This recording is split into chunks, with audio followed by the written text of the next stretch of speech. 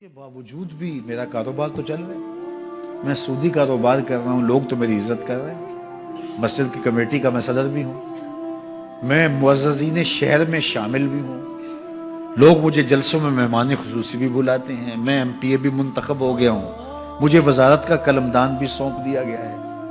وہ میاں اللہ کی نظر میں ان چیزوں کی اہمیت ہی نہیں ہے، یہ چیزیں ہوتی کیا ہیں؟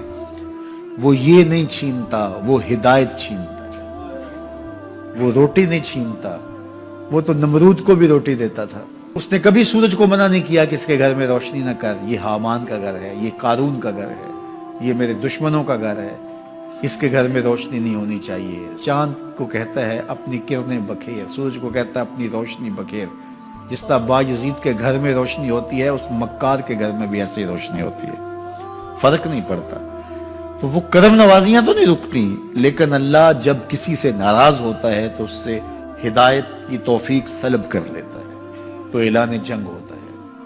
تو پھر وہ ٹکرے بھی مار رہا ہو تو اس کی رسم کی نماز ہوتی ہے، اس کا ماتھا جھک رہا ہوتا ہے، دل نہیں جھک رہا ہوتا، کیونکہ ہدایت سلب کر لی گئی۔ جب اندر سے روح ہی نکال لی جائے تو باقی بچتا کیا ہے؟ یہ بات ذہن میں رکھیے گا کہ اللہ تعالیٰ جل شانہ نے ہمیں جن کاموں سے روکا ہے، جن کاموں سے منع کیا ہے، ان کاموں کے کرنے میں ہمیں کبھی بھی بھلائی اور خیر نہیں مل سکتی۔ یہ ہم جب اچھی طرح سے ذہن نشین کر لیں، اگر اللہ پر ہمارا یقین اور یقیناً اس پر ہمارا ایمان ہے، تو پھر وہ امر جو اللہ کی طرف سے جن سے روک دیا گیا، تو ہم کبھی بھی ان کے قریب تک نہ جائیں، اور جن کاموں کے کرنے کا اسے حکم دیا گیا اس کی حکمتیں نہ بھی ہمیں معلوم ہو۔ آج جدید سائنس تحقیقات کرتی ہے تو ہمارے سامنے آتا ہے کہ وضو کے کیا فوائد ہیں۔ آج ہمیں لوگ بتاتے ہیں کہ جناب آپ امامہ باندھیں گے تو سن سٹروک سے بچ جائیں گے۔ آج دنیا تحقیق اور جستجو کر کے نماز اور دوران خون اور جو ہے وہ نماز کی برکتیں اور کتنی بیماریوں سے نماز کے ذریعے سے بچنے کی کہانیاں سناتے ہیں۔ اچھی بات ہے، نماز سے صحت پہ اثر پڑتا ہے، یہ اچھی بات ہے کہ وضو سے بہت ساری بیماریوں سے نجات ملتی ہے، یہ اچھی بات ہے کہ سر پہ امامہ باندھ لے تو سن سٹروک سے بچ جاتے ہیں، یہ اچھی بات ہے کہ آپ روزہ رکھتے ہیں تو کینسر جیسے امراض سے آپ کا بچاؤ ہوتا ہے، یہ اچھی بات ہے کہ فلاں عمل کرتے ہیں تو فلاں ہوتا ہے۔ لیکن صاحب، ہم سن سٹروک سے بچنے کے لیے امامہ نہیں باندھتے، ہم محمد عربی کی ادا کے لیے باندھتے ہیں۔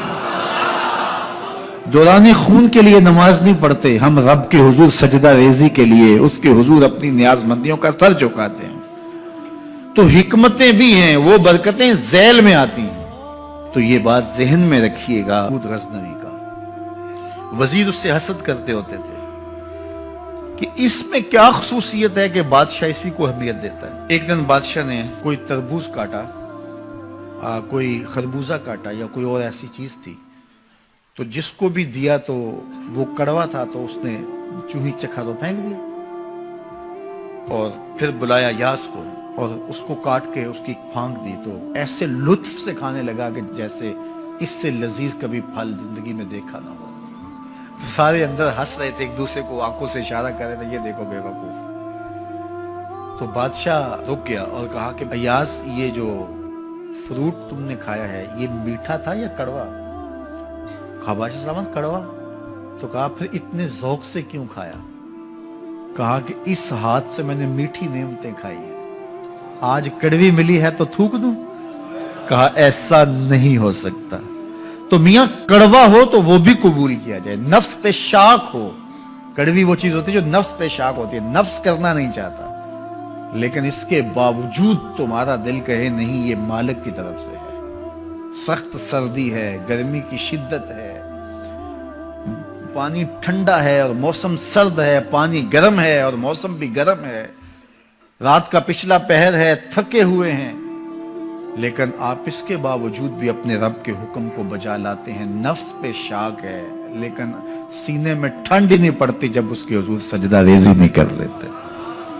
تو اس کے حکموں کو بجا لانا اور اپنے نفس کو پیچھے کر دینا اور اپنی خواہشات کے گلے پہ چھری پھیر دینا اور مالک کی رضا میں اپنے آپ کو گم کر دینا، یہی زندگی ہے اور یہی بندگی ہے۔ تو اس لیے مجھے اور آپ کو اس بات پہ غور اور تدبر کرنا چاہیے کہ ہم اس مختصر زندگی کو اللہ کے احکام کی مطابقت میں گزارنے کا عزم کریں، وہ بات چھوٹی سے چھوٹی ہو یا وہ بات بڑی سے بڑی ہو، وہ احکام ہماری زندگی کے اندر نافذ العمل ہو۔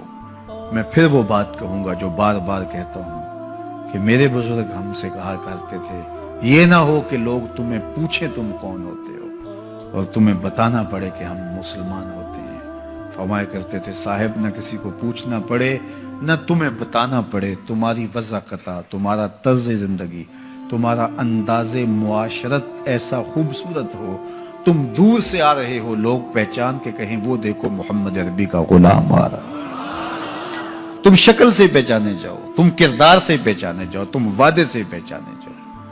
کتاب کا نام ہے بشر القیب فی لقاء الحبیب۔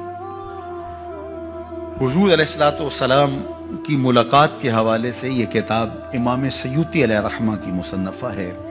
اس میں ایک واقعہ انہوں نے لکھا کہ ایک شخص قبر میں اترا اور نکیرین آئے اور انہوں نے سوال و جواب کا سلسلہ کیا، من ربوں کا، ما دینوں کا۔ اچھا، اس کی داڑھی میں چند بال سفید تھے جن کو وہ مہندی لگایا کرتا تھا۔ تو جب منکر نے کہا کہ من ربوں کا، تو نکیر نے اس کا ہاتھ پکڑ کے پیچھے کھینچتے ہوئے کہا اس سے سوال پوچھ رہا ہے، تو دیکھ نہیں رہا اس کی داڑھی میں اسلام کا نور چمک رہا ہے، اس کی داڑھی میں اسلام کا اجالا تمہیں دکھائی نہیں دے رہا؟ تو تمہاری وجہ قطعی ایسی ہو کہ فرشتے بھی دیکھیں کہ یہ حضور کا غلام آ رہا ہے۔